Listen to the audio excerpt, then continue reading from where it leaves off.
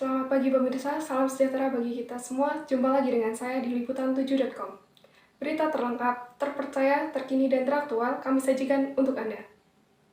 Baru-baru ini, selain terdapat kasus lonjakan COVID, namun juga terdapat kasus lonjakan sampah di Kabupaten Temanggung yang masih belum bisa ditangani sehingga Senin 14 Juni 2021 diadakan diskusi pengelolaan sampah. Untuk lebih jelasnya, saat ini kami sudah terhubung dengan rekan kami, Ajeng Sarah Kusumariati di TKP. Baik Ajeng Sarah, bagaimana kondisi sampah di TPA Sanggerahan Kabupaten Temanggung? Baik pemirsa, kembali lagi bersama saya Ajeng Sarah Kusumariati di Temanggung.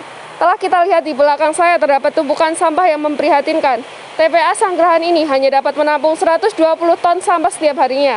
Atau dalam artian 35% produksi sampah warga Temanggung, sehingga 65% produksi sampah di Temanggung belum bisa ditangani. Menurut Kepala Dinas Perumahan Rakyat Kawasan Pemukiman dan Lingkungan Hidup atau DPRK PLH Kabupaten Temanggung, yaitu Bapak Entargo Yutriwardono mengatakan bahwa sampah akan meningkat jika tidak segera ditangani. Dalam jangka panjang, sampah akan menumpuk. Menurut perhitungan, pada 2050 akan terjadi kebanjiran sampah. Hal tersebut diujarkan pada hari Senin 14 Juni 2021 usai diskusi pengelolaan sampah. Entargo menambahkan bahwa harus diadakan gerakan pengelolaan sampah sejak dini karena pengaruhnya adalah ke semua komponen masyarakat. Bahkan dalam jenjang pendidikan atau sekolah harus memasukkan materi pengelolaan sampah ke dalam pembelajaran baik muatan lokal maupun kurikulum. Pengelolaan limbah sampah ini bertujuan untuk mensosialisasikan pentingnya pengelolaan sampah dan mengedukasi kepada masyarakat. Dalam makna lain, anak didik harus lebih dini meningkatkan kesadaran serta memiliki tanggung jawab dalam memperlakukan sampah. Entargo juga menambahkan bahwa ia belum bisa melaksanakan program jangka panjang tersebut karena masih perlu dikaji secara mendalam tentang pembuatan kurikulum dari Dinas Pendidikan. Kemudian langkah yang diambil dalam jangka pendek yang dapat dilakukan adalah membuat aturan di sekolah dan pesantren untuk dapat mengubah pola hidup dan mengelola sampah dalam lingkungan hidup. Dengan hal tersebut ditargetkan pada bulan Juni mendatang, saat pembelajaran tatap muka dimulai sudah bisa berjalan, ujar Entargo. Selebihnya diprioritaskan adalah persampahan membangun sistem yakni mengelola sampah mulai dari produsen baik sampah organik maupun anorganik selesai di sumber sampah. Sehingga sampah yang dibuang ke TPA adalah sampah residu saja.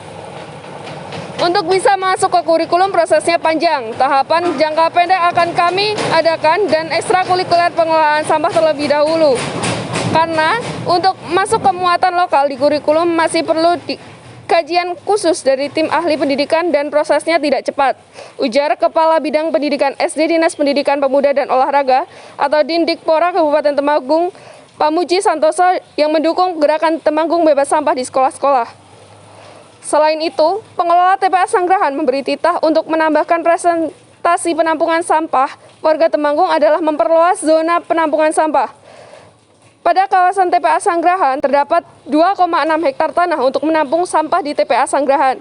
Namun, zona yang baru dibangun adalah zona 1, 2, 3, dan 4, yaitu seluas 1,8 hektar.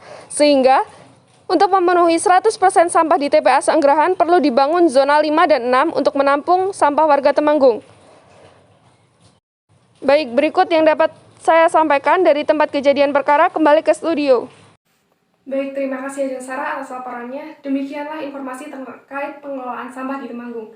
Sekian berita yang dapat kami sampaikan hari ini. Saya, Kusuma Haryati selaku pembawa acara liputan7.com mengucapkan terima kasih dan sampai jumpa pada waktu yang sama dan hari yang sama. Selamat pagi.